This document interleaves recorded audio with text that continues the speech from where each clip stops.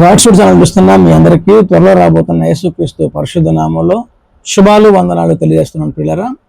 గత వీడియోలో 10వ అధ్యాయం గురించి మనం ఎన్నో విషయాలు తెలుసుకున్నాం.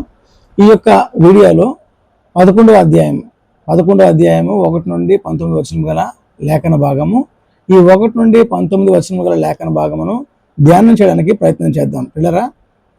ఇందులో మొదటి 2 వచనములు 1-2 వచనం చూసినట్లయితే ఇక్కడ భక్తుడు మాట్లాడుతూ ఉన్నాడు.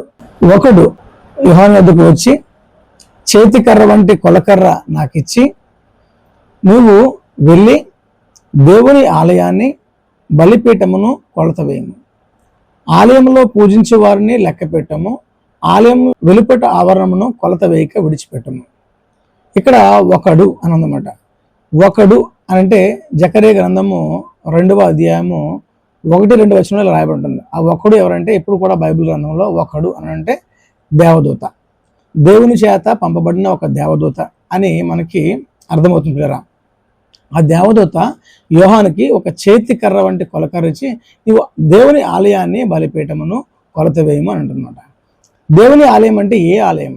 మనకి 1వ రాజులు 6వ అధ్యాయంలో సొలొమోను కట్టిన ఆలయమా, లేకపోతే ఆ మందిరము విరగొట్టబడిన తర్వాత జెరుబ్బాబెలు, ఎజ్రా, నెహెమ్యా వీరు కట్టిన 2వ మందిరమా, లేదంటే ఇప్పుడున్న యూదులు ఇజ్రాయేలీలు భవిష్యత్తులో నిర్మించబో మందిరమా? అంటే ప్రకటన గ్రంథం ఇప్పుడు కూడా భవిష్యత్తుల గురించి మాత్రమే తెలియజేస్తుంది తప్ప కానీ ఇది గతం గురించి మాట్లాడిన విషయం కాదు. అంటే భవిష్యత్తులో 3వ మందిరము కట్టబడుతూ ఉంటుంది. ఆ 3వ మందిరాన్ని గురించి మాట్లాడుతున్న మాటలే. కొత్త నిబంధనకు వస్తే మనకి ఆలయం అవసరం లేదు. కొత్త నిబంధన కాలంలో మనమే దేవుని ఆలయం. 1 కొరింథీ 3:16 ఉంటుంది, మీరు దేవుని ఆలయం ఉన్నారని మీరు ఎరుగురా?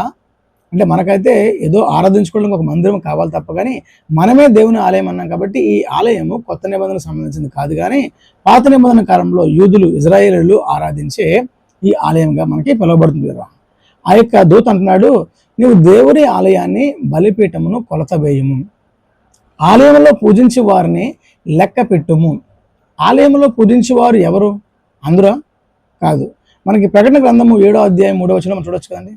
దేవుని ముద్ర గల ఒక దూత వచ్చి ఆ 4 దూతలతో అంటుంది కదా, మేము మా దేవుని దాసులని వారి నొసలు యందు ముద్రించే వరకు కూడా మీరు భూమికి కానీ సముద్రం కానీ చెట్లు కానీ ఎటువంటి హాని చేయొద్దని. సో అలా ప్రత్యేకించబడిన వారు అంటే ఇజ్రాయేలీలో ప్రత్యేకించబడిన 1,44,000 మందిని గురించి అడిగి ఉండొచ్చు. 12 గోత్రాల నుంచి గోత్రానికి 12,000 చొప్పున 1,44,000 మంది వారిని లెక్క పెట్టము అనే దానికి సాదృశ్యంగా ఇది ఉంది పిల్లరా. అయితే ఆలయం వెలుపట ఆవరణమును కొలత వేయక విడిచిపెట్టము, అది అన్యులకు ఇయ్యబడును, వారు 42 నెలలు పరిశుద్ధ పట్టణమును కాలుతో త్రొక్కుదురు. జకరియా గ్రంథము 14వ అధ్యాయం 2వ వచనంలో ఇలా ఉంటుంది, ఆ దినములలో అన్యజనుల చేత ఈ యొక్క యెరూషలేము పట్టబడుతుందట.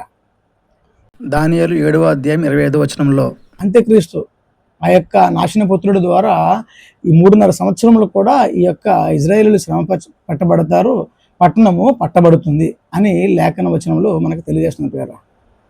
కాబట్టి ఈ యొక్క చూసినట్లయితే పరిస్థితిని మనకు దేవుని ఆలయంలో 3 భాగాలు ఉంటాయి. అతి పరిశుద్ధ స్థలము, దాన్ని హోలీ ఆఫ్ హోలీస్ అంటారు. ఇక్కడ ఏముంటుందంటే నిబంధన మందసం ఉంటుంది. ప్రధాన యాజకుడు హై ప్రీస్ట్ అనే వ్యక్తి సంవత్సరంలో ఒక్కసారి వెళ్ళి దేవునికి ఆరాధన చేస్తారు. అందరికీ అక్కడ అనుమతి లేదు. రెండవది పరిశుద్ధ స్థలము, హోలీ ప్లేస్. ఇక్కడ ఏముంటుందంటే ధూప వేదిక, ఇంకా సముఖపు రొట్టెల బల్ల, బంగారు దీపస్తంభము ఇక్కడ ఉంటాయన్నమాట. 3వ భాగము ఆవరణం. ఆవరణం అంటే అవుటర్ కోర్ట్ అంటారు. ఇక్కడే ఉంటుంటే సామాన్య ప్రజలు ఆరాధించే స్థలము. ఇక్కడ బలిపీఠమును ఇత్తడి గంగాలం ఉంటుందన్నమాట. ఇది దేవుని యొక్క ఆలయ నమూనా, ఇజ్రాయేల్ ఆరాధించే ఆ యొక్క దేవుని ఆలయము. ఇక్కడ ఏమంటున్నాడు, ఆ యొక్క ఒకడు వచ్చి చేతికర్ర వంటి కొలకర్ర ఇచ్చి, నీవు దేవుని ఆలయాన్ని బలిపీఠమును కొలత వేయము, ఆలయంలో పూజించే వారిని లెక్క పెట్టము. ఎవరు దేవుని ఆలయంలో పూజించేవారు అంటే పిల్లరా, అందరూ కాదు, కానీ ఈ యొక్క అంత్య దినాలలో ఆ యొక్క శ్రమల కాలంలో ఎవరైతే యేసుక్రీస్తు వాక్యాన్ని విని ఆయన రక్షణను అంగీకరించి ఆయనకు లోబడి రక్షించబడతారో వారిగా పరిగణించవచ్చు. పాత నిబంధన కాలంలో వీళ్ళు ఎప్పటి నుంచో ధర్మశాస్త్రాన్ని అనుసరిస్తూ ఉన్నారు. వారి గురించి కాదు, కానీ ఆ యొక్క చివరి దినాల్లో కూడా ఆ 2 సాక్షులు వస్తారు కానీ ఆ సువార్తల ద్వారా యేసుక్రీస్తు నిజమైన దేవుడిని, ఆయనే మెస్సీ అని ఎవరైతే అంగీకరిస్తారో వారిని గురించిన లెక్కగా మనం పరిగణించవచ్చు ప్రియురా. మిగిలిన వారు ఎవరైతే వస్తారో వాళ్ళందరూ కూడా ఆలయం వెలుపల ఉన్నవారు. అంటే దేవుణ్ణి ఆరాధించేవారు, దేవుణ్ణి నమ్మి రక్షణ పొందినవారు ఆలయం లోపల ఉన్నవారుగా మనం పరిగణిస్తే, ఎవరైతే రక్షణ లేకుండా అప్పుడు కూడా క్రీస్తుని అంగీకరించకుండా తృణీకరిస్తారో వాళ్ళందరూ కూడా ఆలయం వెలుపట ఉన్నవారితో సమానం. వాళ్ళందరూ కూడా ఆ యొక్క శ్రమల కాలంలో, ఏడేళ్ల శ్రమల కాలంలో, మొదటి 3.5 శ్రమల కాలంలో ఈ అంత్యక్రీస్తు ద్వారా హింసించబడతారు. పట్టణం పట్టబడుతుంది కదండి. ఆ సమయంలో వీరందరూ కూడా రక్షణ లేని వారిగా ఉండి ఆ యొక్క అన్యజనుల చేత, అంటే అంత్యక్రీస్తు వాడి యొక్క సామ్రాజ్యము ఈ యొక్క రాజుల చేత భయంకరంగా హింసించబడతారు. ఇప్పుడు కూడా యెరూషలేమును పట్టుకోవాలని ఎన్నో దేశాలు ప్రయత్నం చేస్తున్నారు. ఇరాన్ కూడా అదే అనుకుంటుంది కదండి, యెరూషలేము లేకుండా నాశనం చేద్దామని. అప్పుడు ఈ యొక్క అన్యజనులందరూ, ఈ రాజులందరూ కూడా యెరూషలేమును పట్టుకోవడానికి, అంటే వారందరూ కూడా అంత్యక్రీస్తు గుప్పిట్లో ఉంటారు కాబట్టి వాడితో కలిసి వీళ్ళందరూ కూడా యెరూషలేమును పట్టుకుంటారు. అక్కడ ఉన్న ప్రజల్ని నాశనం చేస్తారు, యెరూషలేము పట్టణాన్ని నాశనం చేస్తారు. కాబట్టి ఆ సమయంలో ఎవరైతే రక్షించబడతారో, అటువంటి దినముల్లో ఎవరైతే క్రీస్తుని అంగీకరిస్తారో వాళ్ళందరినీ కూడా లెక్క వేయము అనే దానికి అర్థంగా మనకి ఇక్కడ మనకు కనిపిస్తుంది పిల్లరా. అలాగే ఇవన్నీ కూడా 1-2 వచనములు, ప్రకటన గ్రంథము 1-2 వచనంలో ఈ విషయాలు మనం చూడవచ్చు. అలాగే ప్రకటన గ్రంథము 11వ అధ్యాయము 3-13 వచనాలు చూసినట్లయితే ఇక్కడ 2 సాక్షుల గురించి మనకి రాయబడి ఉంది. అసలు ఎవరు 2 సాక్షులు, ఎందుకు 2 సాక్షులు అవసరం అనుకుంటే, మనకి జకర్యా గ్రంథము 4వ అధ్యాయము 11వ వచనంలో ఎవరు 2 సాక్షులు అంటే, సర్వలోకనాథుడగు యెహోవా యొద్ద తైలం పోయేవారు అని ఉంటుంది. అంటే దేవుని యొక్క సింహాసనం చుట్టూ 7 దీపస్తంభాలు ఉంటాయి కదండి. ఆ 7 దీపస్తంభములకు ఇటువైపు ఒకటి, కుడిపక్క ఒకటి, ఎడంపక్క ఒకటి 2 ఒలీవ చెట్లు ఉంటాయంట. ఆ ఒలీవ చెట్లు ఎవరంటే ఈ యొక్క 2 వ్యక్తులు అంట. సర్వలోకనాథుడగు యెహోవా యొద్ద తైలం పోయేవారు. తైలం అనేది ఎప్పుడు మన దీనికి సాదృశ్యంగా ఉందంటే అభిషేకించడం. అంటే వీళ్ళు దేవుని చేత అభిషేకించబడిన వారు, దేవుని ఆత్మ చేత అభిషేకం నొందిన వారుగా ఈ 2 సాక్షులు మనకి కనిపిస్తున్నారు పిల్లరా. ఎందుకు 2 సాక్షులు అవసరం అంటే, ధర్మశాస్త్రం ప్రకారం, పాత నిబంధన కాలం ప్రకారము మనకి ఎవరైనా తీర్పు తీర్చే ముందు అంటే 2 లేదంటే 2 కన్నా 3 సాక్షుల యొక్క సాక్ష్యాన్ని తీసుకొని ఆ యొక్క తీర్పు తీర్చి శిక్ష విధిస్తారన్నమాట. అంటే ఒకడు నేరస్తుడిగా తీర్పు తీర్చబడాలంటే ఎవరు అవసరం అంటే 2 సాక్షులు అవసరం. కాబట్టి మరి ఇప్పుడు ఇక్కడ ఎందుకు 2 సాక్షులు అవసరం అంటే, ఈ కాలంలో యెహోవా తండ్రి అనే దేవుడు ఈ లోకంలో ఉండే మనుషులందరికీ, భూమికి తీర్పు తీర్చబోతా ఉన్నాడు. కాబట్టి ఆ తీర్పుకు ముందు ఈ అభిషేకించబడిన ఈ 2 పంపించి వీరి ద్వారా దేవుని వాక్యాన్ని, క్రీస్తుని ప్రకటించి, అలా ఈ ప్రకటన తర్వాత, ఈ సాక్ష్యం తర్వాత అప్పుడు ఈ లోకానికి తీర్పు తీర్చబోతా ఉన్నాడు. కాబట్టి పాత నిబంధన యొక్క అనుసరణే ఈ 2 సాక్షులు పిల్లల. కాబట్టి అందుకు 2 సాక్షులు పంపబడుతున్నారు. ఈ యొక్క 2 సాక్షులు మనకి ద్వితీయోపదేశకాండం 17వ అధ్యాయము 16వ వచనంలోను, అదే ద్వితీయోపదేశకాండము 19వ అధ్యాయము 15వ వచనంలో కూడా ఎందుకు 2 సాక్షులు అవసరమో మనకి ఇక్కడ లేఖనము స్పష్టంగా తెలియజేస్తున్న పిల్లల.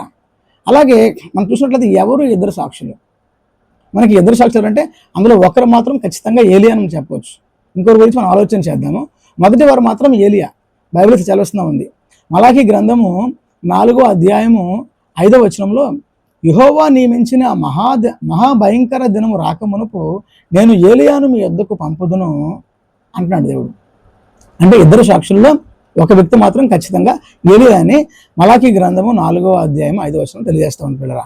ఏలియా ఎందుకై ఉండొచ్చు అంటే, ఏలియా మరణము చూడకుండా కొనుపబడ్డాడు. 2వ రాజులు గ్రంథము 2వ అధ్యాయము 11వ వచనం మనం చూడొచ్చు. ఆకాశం నుండి అగ్ని రథాలు వచ్చి ఏలియాని తీసుకెళ్ళిపోయాయంట. అంటే మరణం లేకుండా నేరుగా దేవుని దగ్గరికి కొనుపబడ్డాడు ఏలియా. కాబట్టి అందును బట్టి ఏలియా మరణం చూడలేదు కాబట్టి ఏలియా అయి ఉండొచ్చు, అంటే ఏలియా అయి ఉన్నాడని వాక్యం సెలవిస్తూ ఉంది. అలాగే అక్కడ ఉంది, ఆ యొక్క 2 సాక్షులకి ఇవ్వబడిన అధికారము, వాళ్ళు ఆకాశమును మూస్తారంట వర్షం కురవకుండా, నీళ్లు రక్తంగా మారుస్తారంట, మనుషులు అనేకమైన తెగుళ్ళు రప్పిస్తారట, ఆకాశం అగ్ని రప్పిస్తారంట. అలాగే ఏలియా చూసినట్లయితే ఎన్ని కార్యాలు చేశాడు అనమాట ఏలియా. చూడండి, అద్భుతాలు చేశాడు. ఎక్కడ 1వ రాజులు 17వ అధ్యాయం 1వ వచనంలో వర్షం కురవకుండా ఆపగలిగాడు ఏలియా. అదే 2వ రాజులు 1వ అధ్యాయం 10వ వచనంలో అగ్నిని రప్పించాడు ఆకాశం నుండి. అంటే ఈ అన్ని అద్భుతాలు చేయగలిగే సామర్థ్యం ఏలియాకు ఉంది. కాబట్టి ఆ మొదటి సాక్షి ఏలియా అని మలాకీ గ్రంథము 4వ అధ్యాయము 5వ వచనంలో ఆ యొక్క మహాభయంకర దినం రాకముందు యెహోవా ఏలియాను పంపిస్తాడు. కాబట్టి ఒకరు ఏలియా అని మనకు అర్థమవుతుంది. రెండో వ్యక్తి ఎవరు? ఎక్కువ మంది బైబిల్ పండితుల అభిప్రాయం ప్రకారం మోషే అంటారు. ఏలియా మోషే వస్తారు. మనకు రూపాంతరం కొండపైన కూడా కనిపిస్తారు కదండి. కాబట్టి దాన్ని సదృశ్యంగా తీసుకొని మోషే అంటారు రెండో వ్యక్తి. ఎందుకంటే మోషే కూడా సేమ్ అధికారం ఉంది. చూడండి, ఐగుప్తు పైన 10 రకాలైన తెగులను మోషే రప్పించగలిగాడు. నీళ్ళను రక్తంగా మార్చగలిగాడు. చూడండి, తెగులు రప్పించడము, నీళ్ళను రక్తంగా మార్చడం అంటే ఏలియా చేసిన అద్భుతాల్లో కొంతవరకు మనకి మోషే కనిపిస్తుంది అనమాట.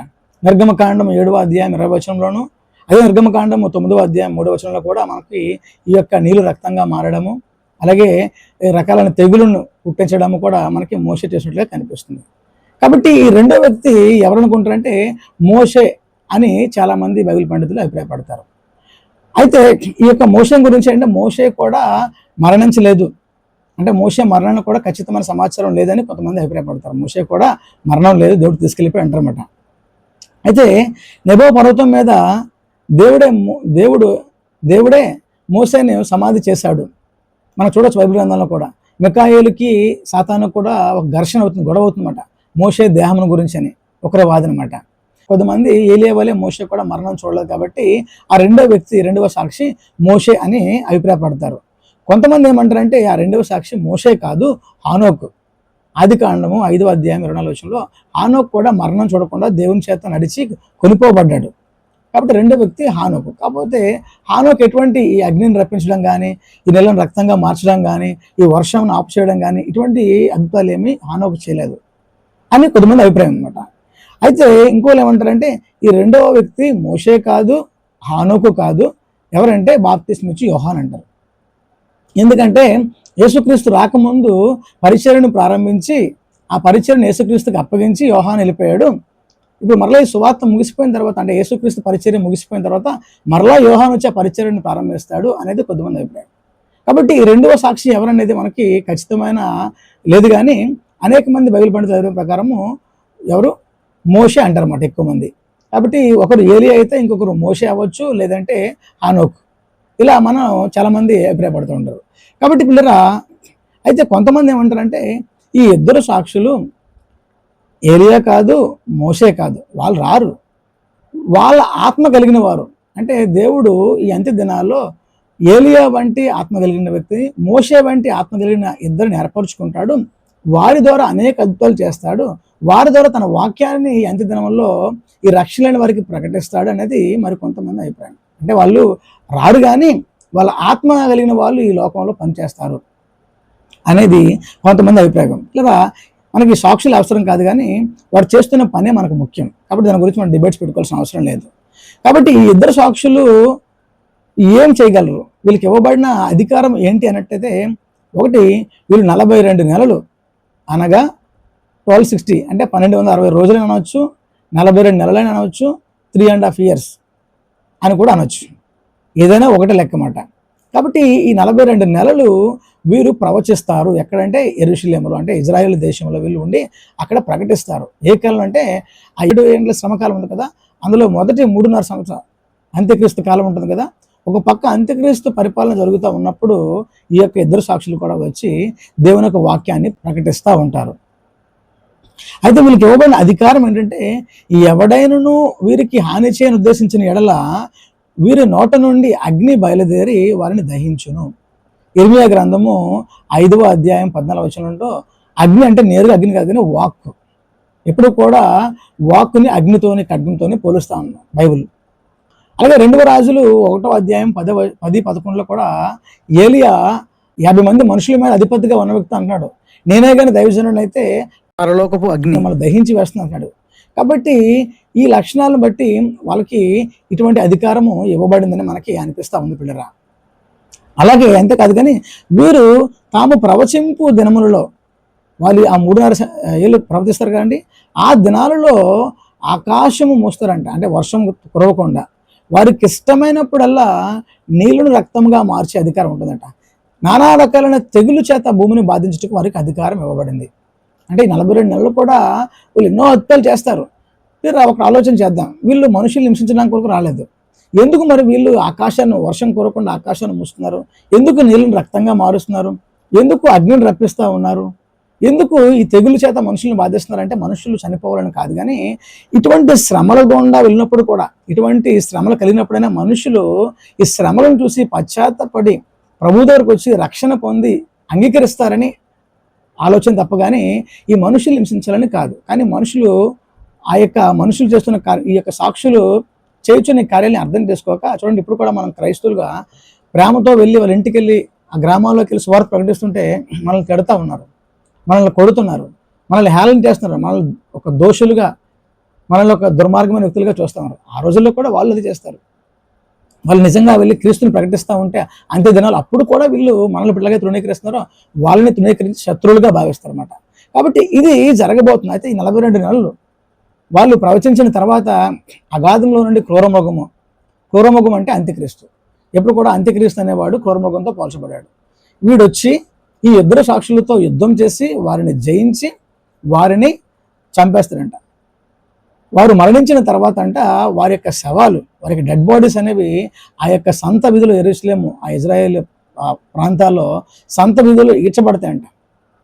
ఈ ప్రజలందరూ కూడా చూసి పండగ చేసుకుంటారు. అంటే అమ్మ విరగడైపోయింది బాబు, ఇంతకాలం వీరు మనల్ని శ్రమలు పెట్టారు, చనిపోయారు అని హ్యాపీగా పండగ అంటే ఒక రకమైన ఆనందంలో మునిగి తేలిపోతారు. ఎంతలా మునిగి తేలిపోతారు అంటే ఆ 3.5 దినములు వారి యొక్క దేహాలను సమాధి చేయటం కూడా ఒప్పుకోరన్నమాట. సమాధి చేయొద్దు అంటారన్నమాట. దేశంలో ఉండి అందరూ కూడా చూస్తారు కదండి. ఇప్పుడు మనకి సోషల్ మీడియా ఉంది, టీవీ ఉంది, నెట్వర్క్ ఛానల్స్ ఉన్నాయి. ఎన్నికల ద్వారా వాళ్ళు చూసి చాలా సంబరపడిపోతూ ఉంటారు. ఒకరికొకరు ఏదో పండగ ఇచ్చినట్లు బహుమతులు ఇచ్చుకుంటారట, గిఫ్ట్లు. ఒకరికొకరు ఏంటి ఈ యొక్క స్టేటస్లో పెట్టుకోవడము, ఒకరికొకరు విష్ చేసుకోవడం, ఏదైనా ఒక మంచి జరిగితే ఎలా ఉంటుంది. అలాగా ఇద్దరు సాక్షుల యొక్క మరణాన్ని ఈ లోకము సెలబ్రేట్ చేసుకుంటుంది. ఎందుకంటే ఈ లోకము ఎవరిని అనుసరిస్తుందంటే అంత్యక్రీస్తుని, వాడిని నమ్ముతుంది, వాడినే దేవుడిగా పూజిస్తుంది. కాబట్టి వీరు చెప్పే మాటలు, వీరు చేసే ఈ కార్యాలు వారికి వ్యతిరేకంగా అనిపించడం వల్ల వీరందరూ కూడా ఆ యొక్క సాక్షులు ఎవరైతే చనిపోయారో వాళ్ళని సమాధి చేయకుండా అలాగే ఉంటేస్తారు 3 దినములు కూడా. ఉంటేసినప్పుడు 3.5 దినముల తర్వాత పరలోకము నుండి ఏమండి దేవుని ఆత్మ వారి మీదకి వచ్చినప్పుడు వాళ్ళు కాలు బలం పొంది లెగిస్తారంట. లెగిచి నించుంటారు.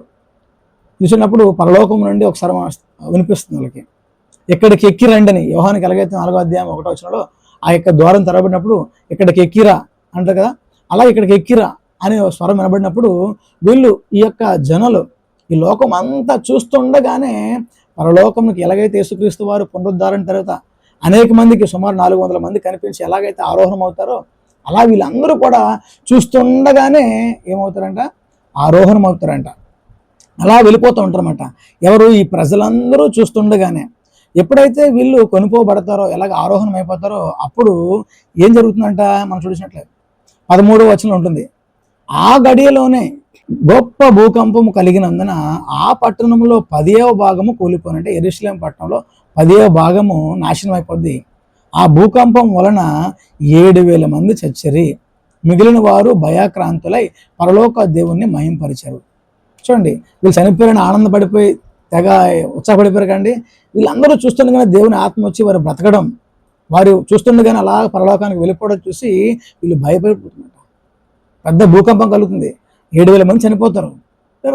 మన ఇదే సంఘటన యేసుక్రీస్తు వారి శిలువ మరణం పొందిన తర్వాత ఆ గుడ్ ఫ్రైడే మనం జ్ఞాపకం చేసుకుంటాం కదండి. చీకటి కమ్ముతుంది, ఒక మహాభయంకరమైన భూకంపం కలిగినప్పుడు అక్కడ శిలువ వేసిన వారు ఎవరైతే ఉంటారో సైనికులు వాళ్ళందరూ చూసి ఈయన నిజంగా దేవుని కుమారుడే అని సాక్ష్యం ఇస్తారు కదండి. అటువంటి సందర్భమే ఇక్కడ ఇద్దరు సాక్షులు కొనుక్కోబడిన తర్వాత పెద్ద భూకంపం కలగడము, ఈ ప్రజలందరూ కూడా పరలోక దేవుడు మహింపరుస్తాము, వీళ్ళు నిజంగా దేవుని సాక్షులే, వీళ్ళు దేవుని యొక్క సేవకులే అని వాళ్ళు అది చూసి భయపడి దేవుని మహింపరుస్తారు పిల్లరా. కాబట్టి ఇంతవరకు జరిగిన సంఘటనలన్నీ కూడా మనకి ఏంటంటే 6వ బూర ఊదిన తర్వాత జరిగిన సంఘటనలే. అంటే మనకి చూడండి 9వ అధ్యాయంలో స్టార్ట్ అయింది 6వ బూర, అక్కడ నుండి 9వ అధ్యాయము, అలాగే 10వ అధ్యాయము, 11వ అధ్యాయం ఇక్కడ వరకు కూడా జరిగిన సందర్భాలు, సంఘటనలు ఎప్పుడు జరిగినవంటే 6వ దూత బూర ఊదిన తర్వాత జరిగిన సందర్భాలు ఇవన్నీ కూడా. ఇంకా ఇప్పుడు చివరి శ్రమ, అయ్యో అయ్యో అయ్యో, 2 అయిపోయి, అయ్యో అయ్యో 2 శ్రమలు గతించిపోయాయి. ఇప్పుడు మరీ ఎక్కువైన 3వ శ్రమ రాబోతా ఉంది. అదేంటంటే 11వ అధ్యాయము 15 నుండి 19 వచనములు. ఇక్కడ ఏంటంటే 15 నుంచి 19 వచనాల్లో 7వ దూత బూర ఊదుతున్నప్పుడు ఇటువంటి సంభవాలు జరుగుతున్నాయి. ఏడో దూత బూర ఊదినప్పుడు పరలోకములో గొప్ప శబ్దములు పుట్టెను. ఆ శబ్దములు లోకరాజ్యము, మన ప్రభువు రాజ్యమును, ఆయన క్రీస్తు రాజ్యమును ఆయన యుగముల వరకు ఏలునను. ఇక్కడ పరలోకంలో ఏంటంటే ఏడో దూత బూర ఊదిన తర్వాత పరలోకంలో గొప్ప శబ్దములు, శబ్దం అంటే దేవుని స్వరము. ఏమంటే ఈ లోకరాజ్యములన్నీ కూడా క్రీస్తు రాజ్యములు అయ్యాను. అంటే దేవుడు తన సర్వాధికారాన్ని కూడా ఈ కుమారుడైన ఈ గొర్రె పిల్లైన యేసుక్రీస్తు చేతికి ఇవ్వబోతున్నాడు అనమాట. అంటే నీ చేతికి అధికారం ఇస్తున్నాడు, నీవే ఈ యొక్క సమస్తాన్ని ఏలు, యుగ యుగాలు ఏలు అనే మహా అధికారాన్ని దేవుడు ఇవ్వబోతా ఉన్నాడు పిల్లరా. కాబట్టి అలా అలా అంటున్నప్పుడు అంతటి దేవుని ఎదుట ఎప్పుడైతే ఇలాగా ఆ స్వరము చెప్తుందో 4 పెద్దలు ఉంటారు కదా, వాళ్ళు ఏంటంటే ఎప్పుడైతే ఈ యొక్క క్రీస్తు రాజ్యము దేవుని రాజ్యం అంటున్నారో అప్పుడు వాళ్ళు 24 పెద్దలు కూడా దేవుని సింహాసనం ఎదుట సాష్టాంగపడి నమస్కారం చేశారంట. అంటూ వాళ్ళు అన్నారు, వర్తమాన భూత కాలముల్లో ఉండు దేవుడన్న ప్రభువా, సర్వాధికారి, నీవు నీ మహాబలమును స్వీకరించి ఏలుచున్నావు కనుక మేము నీకు స్తోత్రములు చెల్లించుచున్నాము. చూడండి, అంటే ఎప్పుడైతే ఆ శబ్దము ఈ లోకరాజ్యము క్రీస్తు రాజ్యం అన్నారో దేవుడు తన అధికారాన్ని ఇచ్చాడో వాళ్ళు దేవుడైన ప్రభు అయిన యేసుక్రీస్తుని స్తుతిస్తా ఉన్నారు 24 పెద్దలు కూడా.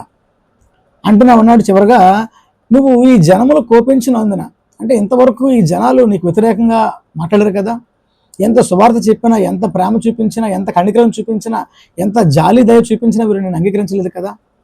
కాబట్టి ఇప్పుడట ఆయన దీర్ఘశాంతాన్ని విడిచి వస్తున్నాడు. దేని కొరకు అంటే తీర్పు తీర్చుకోరకు. ఎందుకంటే ఇద్దరు సాక్షులు సాక్ష్యం అయిపోయింది. ఇప్పుడు ఏమైంది, సాక్ష్యం తర్వాత తీర్పు ఉంది. ఆ తీర్పు కొరకు ఆయన సింహాసనం మీద నుంచి వస్తున్నాడు, మహా అధికారాన్ని తన కుమారుడికి ఇచ్చి.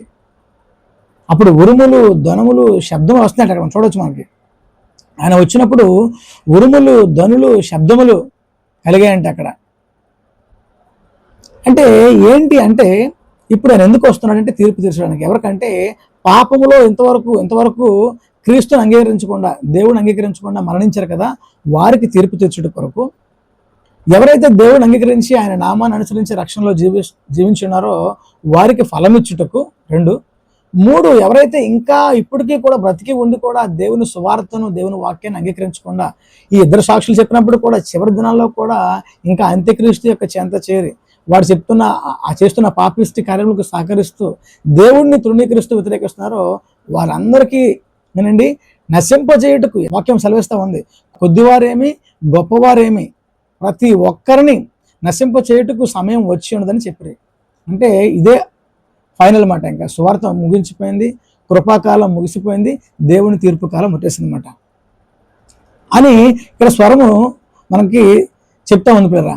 కాబట్టి మరియు పరలోకమందు దేవుని ఆలయము తెరవబడగా దేవుని నిబంధన మందసము ఆయన ఆలయములో కనబడను. అప్పుడు మెరుపులను, ధ్వనులను, ఉరుములను, భూకంపమును, వడగండ్లను పుట్టను. భూకంపం కలిగింది, వడగండ్లు పుట్టాయి. చూడండి, దేవుని సింహాసనం ఎదుట ఆయన స్వరం ఎంత గర్జన కలిగిందో, ఎంత విస్తార జలముల కంటే, ఘోష కంటే గొప్పదంటారు కదండి. అలాగా ఈ మెరుపులు, ధ్వనులు, ఉరుములు, ఈ భూకంపం, వడగండ్లు అంటే ఎంత కూడా అంత్యకాలంలో జరిగే చివరి శ్రమ, 3వ శ్రమ.